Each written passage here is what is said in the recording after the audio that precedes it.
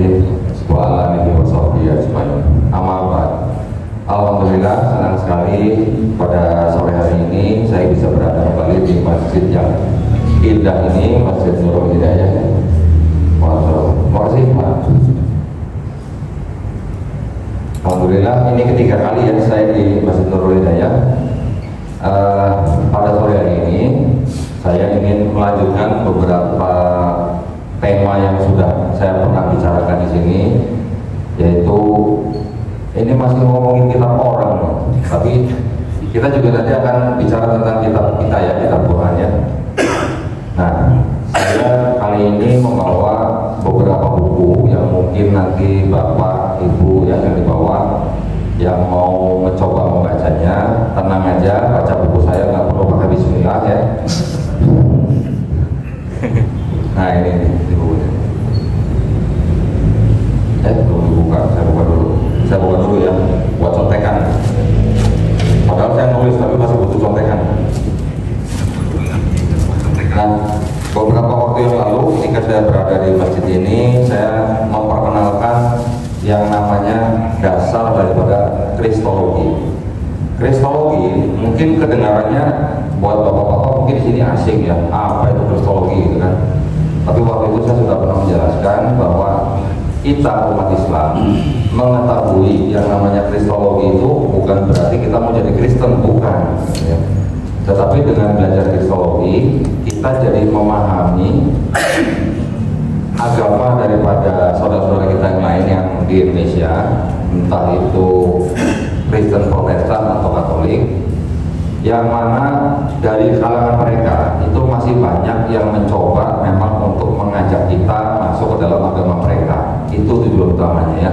Jadi kita belajar Kristologi bukan mau menjadi Kristen, tapi kita tahu akidah mereka, kita tahu sejarah mereka, kita tahu kisah mereka, supaya apa? Supaya kita tidak mudah didangkalkan akidahnya. Nah, syarat untuk belajar Kristologi itu kita juga harus paham dulu dengan Islam kita, dengan Quran kita gitu. Nah, nanti akan saya bahas di sini. Ini isinya adalah kontradiksi di dalam yang disebut kitab mereka itu gospel.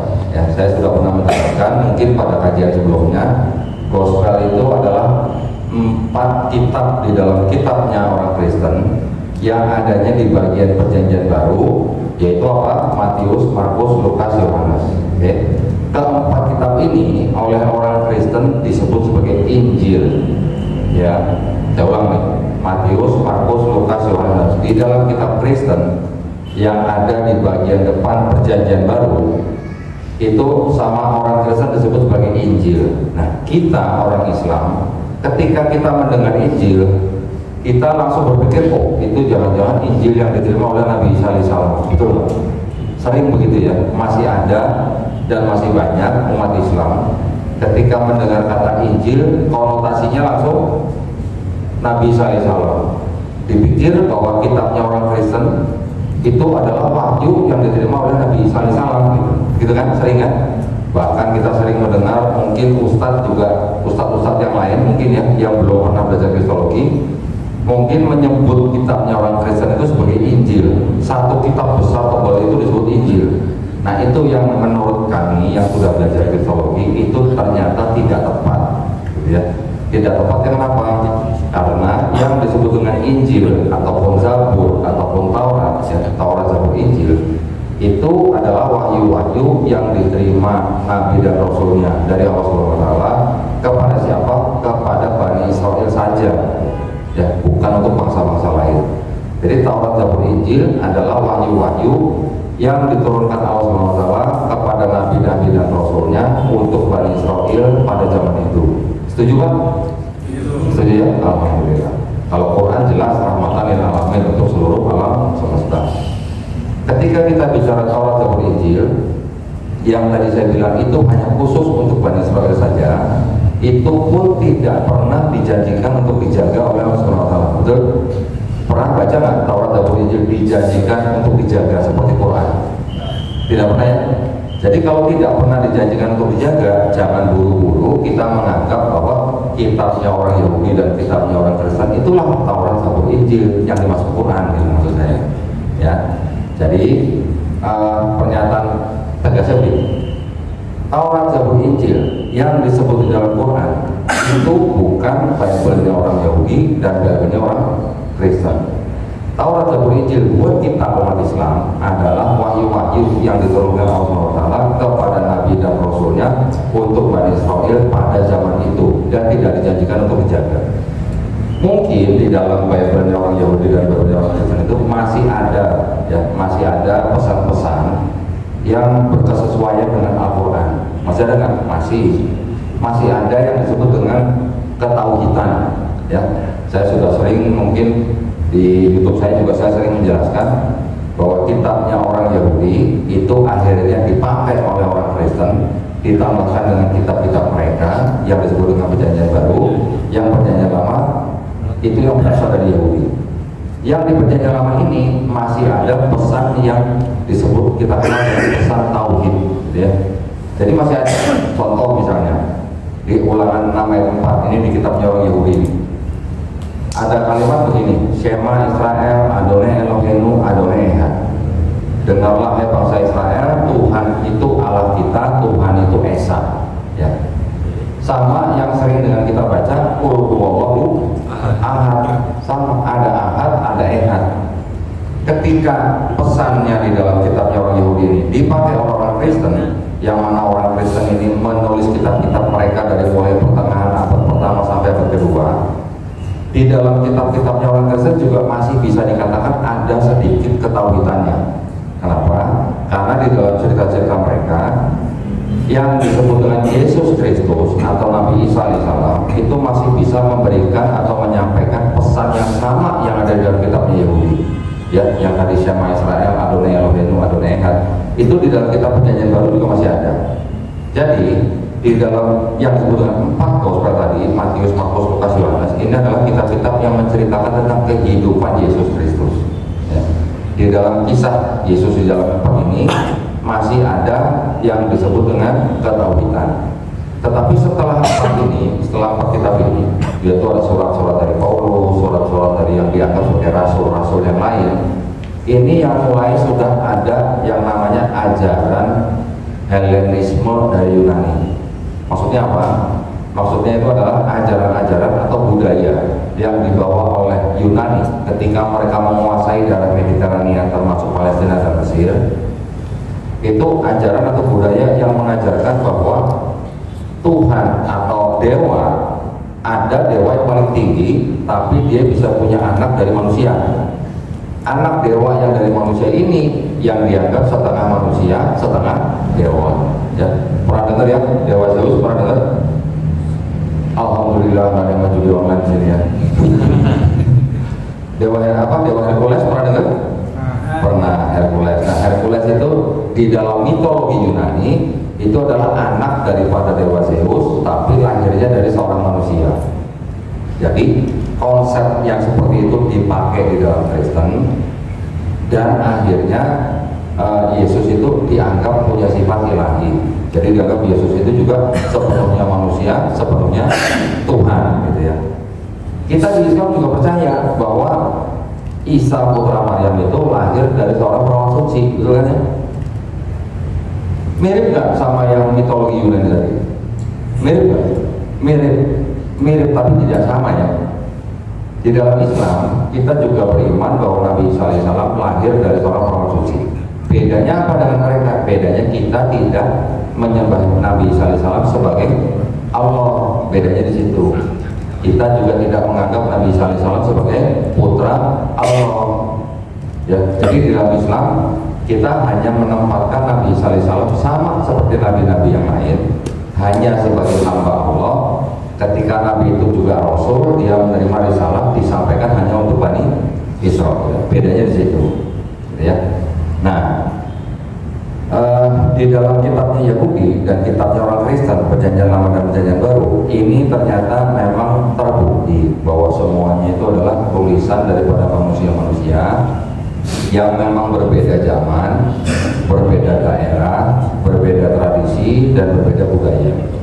Keseluruhan kitabnya orang Yahudi plus kitabnya orang Kristen ini menurut sejarah ini memakan waktu kira-kira 1500 tahun, ditulis oleh kira-kira 40 orang Tetapi banyak yang disebut dengan penulis-penulis itu sebenarnya hanya nama-nama yang diatributkan gitu. Maksudnya yang menulis orang lain tapi orang itu dianggap bernama A misalnya. Ya, jadi kalau ketika kita bicara tentang 4 gospel yang ada di dalam perjanjian baru Kristen, Matius, Markus, Lukas, Yohanes, nama-nama itu adalah nama-nama yang diatributkan oleh bapak-bapak gereja di abad kedua. Bukan berarti yang nulis benar-benar namanya Matius, bukan. Itu adalah tradisi. Ya. Bapak gereja pertama yang menyebutkan nama Matius dan Markus itu adalah Santo Papias di tahun 130 Masehi. Bapak gereja kedua yang menyebutkan keempat nama itu, Matius, Markus, Lukas, Yohanes, adalah Santo Irenaeus di abad kedua juga, tahun 180 Masehi. Ada yang bilang 185 Masehi. Jadi nama-nama itu adalah nama-nama yang diatributkan oleh pemimpin gereja mereka di abad kedua. Ya. Yang nulis siapa? Ibu, nggak tahu. Karena surat 4 itu semuanya anonim. Anonim itu artinya apa? Tidak ada penulis, nama penulisnya nggak ada. Tidak ada ayat yang mengatakan aku bernama Matius menulis kitab ini untuk siapa, itu nggak ada. Aku bernama Markus menulis untuk siapa juga nggak ada. Ya. Nah, yang sudah saya tulis sebenarnya di dalam keseluruhan kitab dari Perjanjian Lama dan Perjanjian Baru ini ternyata banyak kontradiksi. Kontradiksinya kenapa? Karena ditulis oleh orang-orang yang tadi saya bilang berbeda budaya, berbeda asal, berbeda tempat, sehingga mereka tidak kong kali kong dulu gitu loh. Jadi masing-masing menulis tapi dikumpulkan, ternyata setelah dibaca semuanya jadi banyak kontradiksi. Apalagi yang di dalam Perjanjian Lama yang kitabnya orang Yahudi itu ada yang disebut dengan Pentateuch atau Torah, kalau orang Yahudi bilang Torah gitu ya. Ada 5 kitab yang disebut dengan 5 kitab Musa. 5 kitab Musa itu adalah namanya apa? Kejadian, Keluaran, Imamat, Bilangan, Ulangan. Ya, nggak usah dihafalin. Di dalam 5 kitab Musa itu ternyata sekarang menurut ahli-ahli Perjanjian Lama sendiri, baik dari kalangan Yahudi maupun kalangan Kristen, mereka berani mengatakan bahwa ternyata yang 5 kitab Musa ini berasal dari banyak sumber, bukan satu penulis yang masuk ke dalam 5 kitab ini. Tapi ada berapa? Ada 4 sumber. 4 sumber ini adalah yang kita kenal mungkin kalau kita istilahnya mazhab gitu ya. Di Islam ada mazhab kan. Di mereka juga kita sebut mazhab lah, sekolah-sekolah gitu ya. Jadi 4 sekolah atau 4 mazhab ini yang mempengaruhi isi daripada 5 kitab ini. Ini ditulis kira-kira di abad ke-5, ke-6 atau ke-5 sebelum Masehi oleh orang-orang Yahudi atau orang-orang Israel ketika mereka sedang dibuang ke Babilonia, ketika mereka sedang dikuasai oleh bangsa Babilonia. Ketika mereka dibuang di Babel atau Babilonia, mereka menyusunlah kitab-kitab mereka. 4 mazhab ini disebut sebagai Yahuis, Elohis, Deuteronomis, dan Priestly. Jadi 4 sumber kisah masuk ke dalam 5 kitab Musa yang disebut. Makanya di dalam 5 kitab Musa ini banyak sekali cerita-cerita yang berulang. Ada yang 2 kali, ada yang 3 kali. Yang 2 kali disebut doblets, yang 3 kali disebut triplets. Kisahnya berulang, tapi beda. Karena beda kan jadi kontradiksi. Ceritanya jadi seperti diulang tapi beda sama sebelumnya. Diulang lagi tapi beda sama yang sebelumnya. Gitu ya. Nah, bagaimana dengan di Perjanjian Baru? Begitu juga di Perjanjian Baru. Perjanjian Baru juga karena tadi nama kitabnya Matius, Markus, Lukas, Yohanes yang narang tidak diketahui, kemudian ditulis kira-kira di abad pertama. Dari 4 kitab ini ternyata yang ditulis duluan itu yang kitab Markus namanya. Kitab Markus ini kemudian ditulis kira-kira tahun 65 sampai 70 Masehi sebelum bait sucinya orang Israel dihancurkan oleh kerajaan Romawi di tahun 70 Masehi ya, oleh Jenderal Titus. Ketika Markus sudah ditulis, kira-kira 10 tahun sesudahnya baru penulis Matius dan penulis Lukas menyadur dari Markus. Maka itu di dalam Matius dan Lukas itu yang Matius 80% isinya dari Markus, yang Lukas isinya 60% isinya dari Markus. Tapi kemudian mereka juga menambah-nambahkan dengan sumber mereka sendiri, yaitu apa? Sumber yang disebut dengan Q. Q itu dari bahasa Jerman yang singkatan itu Quell.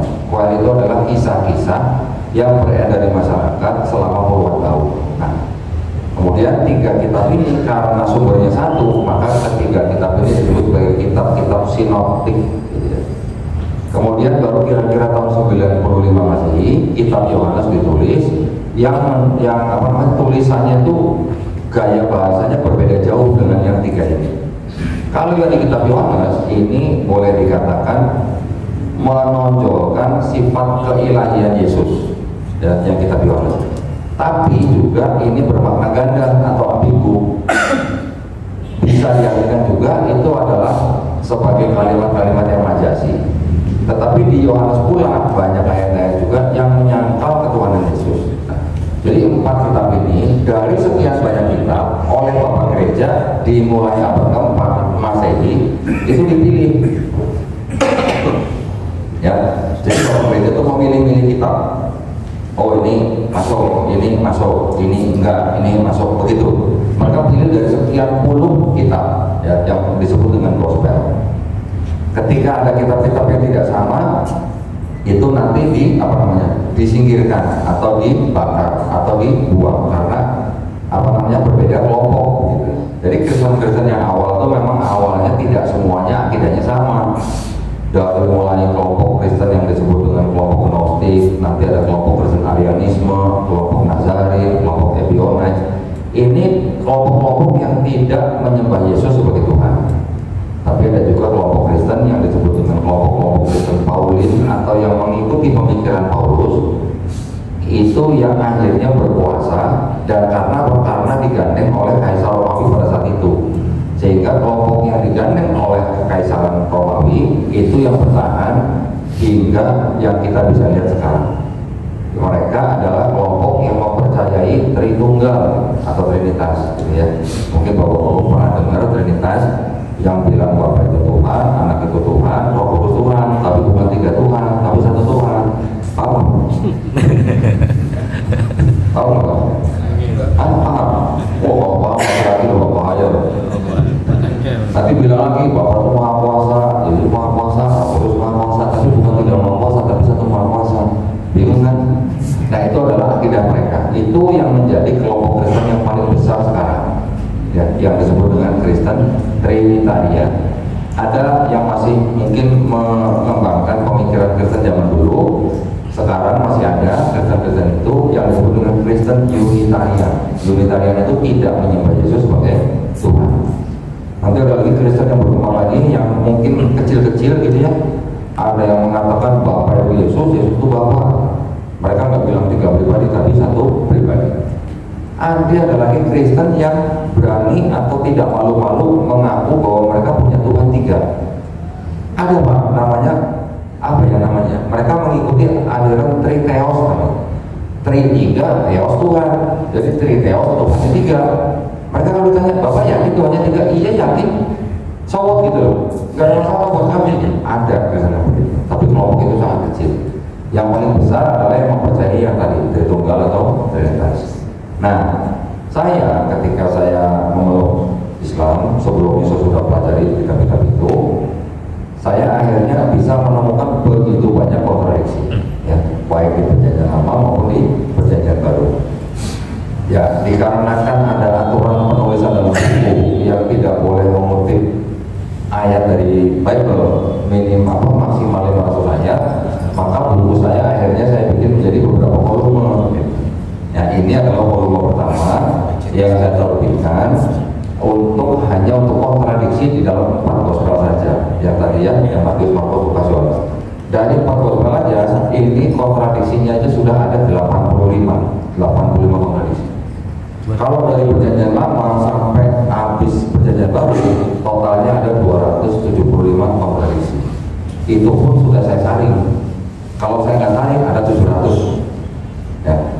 Saya saring kenapa? Karena kita juga harus fair. Karena apa? Karena di dalam kitab-kitab mereka, ketika mereka mengisahkan zaman dulu, mungkin menggunakan satuan-satuan yang berbeda dengan zaman sekarang. Contoh, kita zaman sekarang aja Indonesia sama Amerika aja pakai satuan beda, gitu kan? Di sini pakai kilometer, di Amerika pakai mil, ya. Di Indonesia pakai liter, di Amerika pakai galon, kayak gitu-gitu loh. Satuan-satuan yang berbeda itu saya tidak masukkan sebagai kontradiksi, kontradiksi karena bisa dikonversi gitu. Nah, yang saya benar-benar masukkan ke dalam kontradiksi itu adalah kontradiksi yang memang sudah tidak dapat direkonsiliasi oleh mereka sendiri.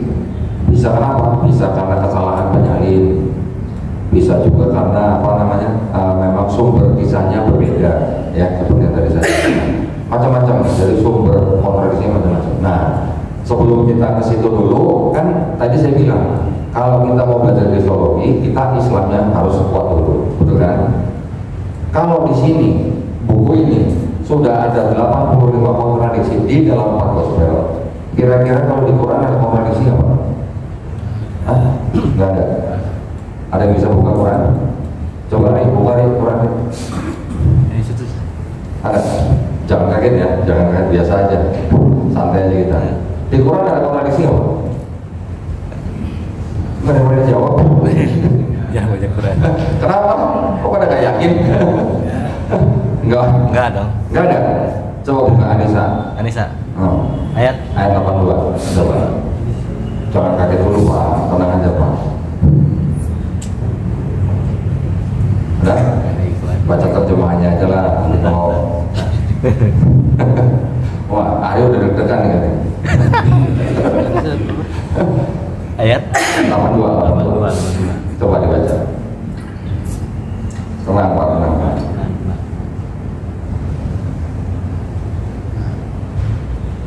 Belum? 82. Anissa. Coba bacain terjemahannya aja. Ini ya? Iya. Saya nomor 1 soalnya kontradiksi. Maka apakah mereka tidak memperhatikan Al-Quran? Kalau kiranya Al-Quran itu bukan dari sisi Allah, tentulah mereka mendapat pertentangan yang banyak di dalamnya. Nah, itu ada kontradiksi kan? Pertentangan. Ya, pertentangan kontradiksi kan? Pertentangan. Maksudnya apa? Lihat itu. Kenapa saya kasih ayat itu? Kalau Quran ini tidak berasal dari Allah SWT, pasti banyak kontradiksi. Berarti ada kontradiksi nggak? Hah? Ada satu, hanya kata. Perkataannya ada, tapi bukan. Ya, jangan panik dulu. Saya hanya menunjukkan bukti bahwa di dalam Quran tidak ada kontradiksi karena ada pernyataan yang khusus atau langsung dari Allah SWT bahwa Quran ini berasal dari Allah SWT. Tuhan sang pencipta langit dan bumi dan manusia, makanya tidak ada pertentangan atau kontradiksi, atau dalam bahasa Arabnya ikhtilafan. Ya. Ikhtilaf. Kalau di sini ada pernyataan begitu nggak? Di Bible, maksud saya di Bible. Di kitab mereka ada pernyataan begitu nggak? Kalau Tuhan ini berasal dari Tuhan yang Maha Esa, maka banyak kontradiksi. Nggak ada. Bahkan Quran juga, di dalam Quran juga secara tegas disebutkan di Quran surat Al-Baqarah itu jelas-jelas sangat berani menyatakan bahwa di dalam kitab ini tidak ada keraguan. Ya, kan? Begitu beraninya. Dulu waktu saya pertama kali sebelum masuk Islam, saya baca itu, saya bilang sombong bener gitu yang nulisnya. Berani-berani dia bilang di sini tidak ada keraguan gitu. Karena saya harus baca Bible yang banyak keraguan gitu. Ya. Nah, jadi ketika kita sudah paham, yakin betul di dalam Quran tidak ada kontradiksi, nah kita sekarang belajar kontradiksi di dalam kitab sebelah. Tapi belajar kitab sebelah dengan kontradiksi itu bukan berarti kita mau jadi orang Kristen, bukan. Ya. Kita mau belajar ini hanya untuk supaya iman kita, akidah kita makin kuat, makin tebal, supaya tidak mudah dimurtadkan. Itu aja ya tujuannya. Nah, saya menyusun buku ini kira-kira tahun 2018 ketika waktu itu saya punya proyek. Saya ini kontraktor ya, bukan kontrak sini, bukan. Saya kontraktor pemborong. Proyek saya itu adanya di Sumatera Selatan, entah di Palembang, di Lubuk Linggau, atau di daerah sekitar situ lah. Karena mau saya punya banyak waktu luang, saya menulis gitu ya, kontradiksi apa yang ada dalam Bible. Nah, kalau orang menulis di dalam sebentuk narasi, orang bacanya mungkin membosankan gitu ya. Jadi saya bikinnya dalam bentuk tabel, ya. Karena ada 4 gospel, jadi saya bikin 4 kolom gitu. Yang ini Matius, Markus, Lukas, Yohanes. Terus ada isunya atau ada masalah apa gitu misalnya. Contoh misalnya, Yesus punya silsilah berapa misalnya. Nanti yang di Matius saya kutip ayatnya, yang di Lukas saya kutip ayatnya. Jadi dengan kita membandingkan ayat-ayat itu dalam bentuk tabel, kita tidak perlu menafsirkan kitab suci orang, karena kita memang tidak boleh menafsirkan kitab suci orang, ya. Tapi kalau saya cuma bandingkan begini kan boleh. Saya cuma bandingkan ayat ini bunyi apa, ayat ini bunyi apa, tanpa tafsir pun sudah kelihatan bedanya gitu. Itu yang terjadi dalam kitab mereka. Sehingga saya hanya bikin dalam bentuk tabel. Kita tidak perlu menafsirkan kitab suci orang, dan kita tahu bahwa memang itu jelas ada perbedaan. Karena nama perbedaan-perbedaannya itu bisa dari nama tempat, bisa dari nama orang, bisa dari kronologi, gitu ya. Saya mulai bedah buku ini supaya Bapak tahu, kurang lebih tahu isinya. Contoh misalnya di dalam kitab Matius misalnya, ya. Ini contoh paling gampang. Tahun berapa Yesus Kristus lahir? Nah, kalau Nabi Muhammad SAW lahir tahun berapa? Mas, tahun berapa? 571. Ada yang bilang 570, ya kan? Yang masyhur mungkin 571. Hafal. Meninggal tahun berapa? Nabi kita loh, masa kita nggak tahu meninggal tahun berapa?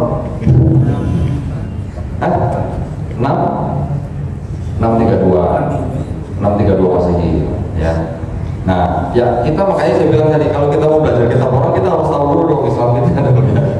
Pelajarin ya Nabi kita, sahabat-sahabat, bagaimana Quran disusun, bagaimana Quran dikodifikasi. Kita juga harus belajar, kita harus tahu. Supaya apa? Ketika kita belajar ke kitab orang, kita sudah paham dengan kitab kita sendiri. Ya. Oke. Di sini saya ada satu isu, tahun berapa Yesus lahir. Kalau ini Matius, contoh ya ini ya, saya bikin dalam bentuk tabel seperti ini, Matius, Markus, Lukas, Yohanes. Kalau yang di sini, Yesus diceritakan lahir pada zaman Raja Herodes. Raja Herodes itu adalah raja boneka yang ditaruh oleh penjajah Romawi di tanah Palestina, di tanah Yudea, menjadi raja boneka. Tapi kalau di Lukas diceritakan Yesus itu lahir ketika zaman seorang pejabat Romawi namanya Kirenius menjadi gubernur Syria. Kira-kira kalau baca begini, apa masalahnya gitu? Tapi kalau kita pelajari sejarah, ternyata ada perbedaan bisa lebih dari 10 tahun bedanya. Kenapa bisa begitu? Karena menurut sejarah Raja Herodes meninggal tahun 4 sebelum Masehi. Ya. Kirenius jadi wali negeri Syria, menjadi wali negeri atau gubernur tahun 6 Masehi. 6 Masehi sama 4 sebelum Masehi berapa tahun? 10 tahun, ya kan? Karena diceritakan juga Yesus ketika lahir, ketika itu Raja Herodes memerintahkan untuk membunuh setiap bayi laki-laki yang berusia 2 tahun ke bawah. Berarti Yesus lahirnya kan sebelum tahun 4 sebelum Masehi, kan? Kalau 2 tahun anggap aja 6 sebelum Masehi. 6 sebelum Masehi sama 6 Masehi bedanya berapa tahun? 12 tahun, ya kan? Kalau 12 tahun berarti kalau tadi kita kan ketika saya tanya Nabi kita Nabi Muhammad SAW lahir tahun berapa, ada yang bilang 571, ada yang bilang 570, bedanya setahun, ya kan? Dan tidak ada perbedaan kisah orang tuanya siapa, lahir di mana, terus kakeknya siapa dan segala macam, itu riwayatnya jelas. Tapi kalau di sini sudah ada beda 12 tahun dan ini masih diperdebatkan di kalangan Kristen, masih sampai sekarang belum kelar. Ini kalau orang Betawi bilang belum kelar gitu, ya. Jadi yang satu masih bilang yang benar yang Matius, yang satu nanti bilang yang benar yang Lukas gitu. Karena apa? Nah, karena memang waktu itu ya memang belum ada penanggalan. Tetapi setelah ini disusun, ini menunjuk kepada dua orang yang berkuasa, satu Raja Herodes, satu Kirenius, yang masanya berbeda. Kalau masanya berbeda, berarti yang lahir yang disebut Yesus itu ada berapa gitu Yesusnya? Betul nggak? Kalau bedanya setahun 2 tahun, kalau kata orang Jawa masih cincai gitu Pak ya. Ini 12 tahun. Ini salah satu contoh berdasarkan bukti sejarah atau fakta sejarah yang disebut dengan Herodes meninggalnya 4 sebelum Masehi, sedangkan Kirenius menjabat wali negeri di Syria itu tahun 6 Masehi. Jadi sudah ada perbedaan seperti itu. Kemudian masih banyak lagi yang lain, ya ini baru salah satu yang lain. Jumlah keturunan misalnya, silsilah dari Yesus sampai ke atas, yang di Matius bagaimana, yang di Lukas bagaimana. Ternyata yang di Matius mereka bilangnya apa? Dari Abraham sampai Daud 14 keturunan. Dari Daud sampai pembuangan Babel 14 keturunan. Dari pembuangan Babel sampai ke Yesus 14 keturunan.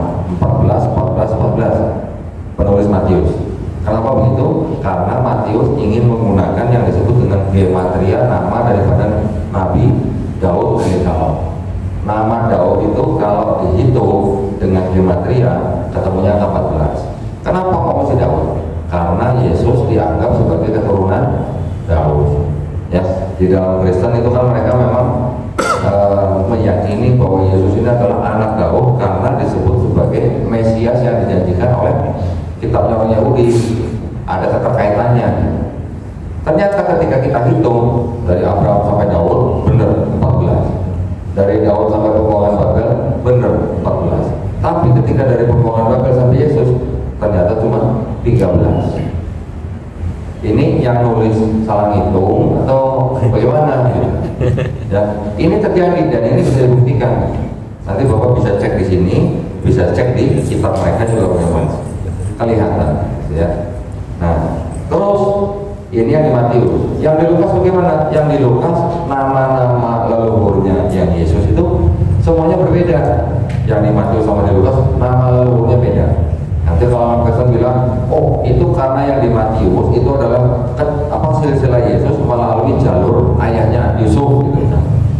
Yang di Lukas itu adalah nama-nama leluhur Yesus melalui jalur ibunya Maria. Tapi semuanya ke Daud.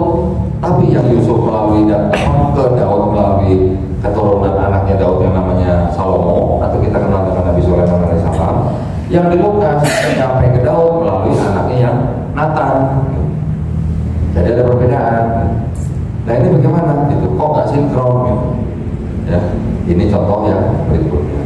Nanti ada lagi contoh misalnya setelah Yesus lahir sama orang tuanya dibawa kemana gitu. Kalau di Matius diceritakan bahwa ketika Yesus sudah lahir, karena Yesus mau dibunuh sama Herodes, Yesus dibawa oleh ayah tirinya yaitu Yusuf. Yesus dibawa oleh ayahnya dan ibunya kemana? Ke Mesir. Setelah dari Mesir, Raja Herodes mati, baru diganti oleh anaknya yaitu Arkelaus. Baru Yusuf dan Maria dan Yesus kembali ke Israel, tapi tidak tinggal di Yerusalem, tinggalnya di Nazaret. Kalau di Lukas ceritanya bagaimana? Yang di Lukas ketika Yusuf dan Maria tinggalnya bukan di Yerusalem awalnya, tapi di Nazaret. Ketika ada sensus, baru mereka datang ke Yerusalem. Setelah sampai di Yerusalem, waktunya Maria melahirkan, lahir oleh Yesus. Setelah disunat, kemudian diserahkan kepada Bait Allah. Kemudian saya bacanya Allah ya, bukan Allah ya, karena ada tasdidnya di Bible. Baru Yesus dibawa orang tuanya kemana? Kembali ke Nazaret. Pada akhirnya memang sama-sama kembali ke Nazaret, tapi awal mulanya ceritanya beda. Kalau Matius orang tuanya tinggal di Yerusalem, pindah ke Mesir, balik lagi ke langsung ke Nazaret. Kalau yang di Lukas dari Nazaret lahirnya di Yerusalem atau Bethlehem dekat situ, setelah disunat dan diserahkan ke Bethlehem, kembalinya lagi ke Nazaret. Ini kan sebuah cerita yang tidak sama. Apakah bisa ini disebut sebagai firman Tuhan? Kalau ceritanya aja beda. Kalau mereka nanti Kristen bilang, oh itu kan saling melengkapi gitu. Saling melengkapi, tapi yang sini bilang ke Mesir, yang sini bilang nggak ke Mesir, gimana? Apakah bisa disebut saling melengkapi? Kurang lebih seperti itu keadaannya di dalam kitab mereka ya. Jadi bapak-bapak di sini hanya mengetahui ini dari saya. Silakan kalau yang mau mendalami boleh, nanti bisa dicek lagi. Yang hanya cukup tahu pun nggak apa-apa. Tetapi jangan sampai kita mudah dibotakkan oleh orang lain karena kita sudah tahu di dalam kitab mereka tuh banyak masalah seperti ini. Gitu. Ya, dengan kita mengetahui berarti dengan standar iman Islam kita sudah bisa menyatakan bahwa kitab mereka itu tidak sepenuhnya firman Tuhan. Tapi apa? Tapi cerita yang dibuat oleh manusia semuanya. kira-kira gitu ya. Nah, tadi contoh orang itu, kemudian yang lain misalnya. Ada lagi begini. Ketika Yesus sudah dewasa, dia mulai pelayanannya atau istilahnya mulai berdakwah gitu. Ada kisah di dalam Matius, Markus, Lukas, Yohanes itu Yesus yang baru mulai mau berdakwah, dia dicobai oleh siapa? Oleh iblis. Kita boleh tanya dong ya, itu Tuhan dicobai sama iblis gitu. Enggak, gimana caranya gitu iblis mencobai Tuhan gitu, penciptanya gitu. Ya ceritanya begitu Pak, ditulisnya begitu Pak, Yesus dicobai iblis gitu. Bahkan Yesus dibawa kemana? Ke atas bait suci. Ya bait suci itu Baitul Maqdis Pak maksudnya. Jadi dibawa ke atas Baitul Maqdis sama iblis dibilang, kamu kan anak Tuhan, kamu loncat aja, kamu gak akan mati. Kamu nanti pasti ditolong sama malaikat-malaikat. Di Bible diceritakan kita tidak boleh mencobai Tuhan. Nanti dicobain lagi sama iblis. Itu coba ubah batu menjadi roti. Ini berani banget gitu ya iblis cobain Tuhannya gitu. Yesus jawab, hidup apa kita hidup bukan dari roti aja tapi dari firman Tuhan. Yang terakhir Yesus dibawa sama iblis kemana? Ke atas gunung yang paling tinggi. Gunung yang paling tinggi, kemudian Yesus diperlihatkan semua kerajaan dunia. Iblis bilang, itu semua kerajaan dunia aku berikan kepadamu kalau kamu menyembah aku. Wih, nekat banget ya. Iblis nyuruh Tuhannya nyembah dia gitu. Gimana coba? Dari situ aja kita sudah melihat kejanggalan. Kalau dikatakan dari atas sebuah gunung yang paling tinggi bisa melihat seluruh kerajaan dunia, berarti buminya datar apa bulat Pak? Hah? Datar ya berarti ya? Loh, kalau bisa melihat seluruh kerajaan dunia kan berarti apa buminya datar berarti kan gitu kan? Kalau buminya bulat begini, gunungnya di sini, gimana caranya lihat gunungnya di sini? Tidak bisa. Dia hanya bisa melihat semua kerajaan dunia kalau dari satu titik paling tinggi dia ada di sini atau di sini kan begitu kan? Itu aja berarti kan sudah menunjukkan bahwa ini ada sebuah kesalahan sains di dalam ayat mereka. Betul ya? Mohon maaf ya Pak ya, saya membacakan ini bukan berarti saya menjelekan orang-orang tersebut, bukan. Itu yang tertulis di kitab mereka. Saya bukan mengajak bapak-bapak untuk membenci atau untuk menjelekan agama orang lain. Enggak Pak. Kita tidak boleh menghina sesembahan orang lain. Ya Allah Subhanahu wa taala sendiri yang memerintahkan kita kan, janganlah kamu memaki atau menghina sesembahan orang lain. Karena kalau kita melakukan itu mereka akan menghina Allah Subhanahu wa taala tanpa pengetahuan. Ya, ini hanya kajian ilmiah dari teksnya berbunyi begitu ya, saya mau pertanyakan. Karena saya dulu belajar ulang, saya baru tahu oh ternyata begini. Dulu waktu ketika saya masih di gereja ya nggak nanya-nanya ke pendeta gitu. Tapi ketika kita pikirkan, oh ya benar juga ya. Gimana caranya kita bisa melihat seluruh kerajaan dunia dari sebuah gunung yang paling tinggi? Berarti dunianya datar dong kalau gitu. Buminya berarti datar dong. Gitu. Ya, ini adalah contoh.